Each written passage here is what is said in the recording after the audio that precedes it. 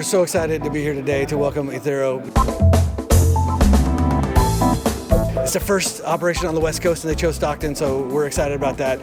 It's just the right thing to do. We have a very active green theme San Joaquin, and we're really pushing for sustainability in our businesses. And transportation is a huge opportunity here to go green with the EVs and the hydrogen cell EVs. It's just an amazing opportunity for Stockton and for the state of California. These things are amazing. They're so cool looking, just the technology in them.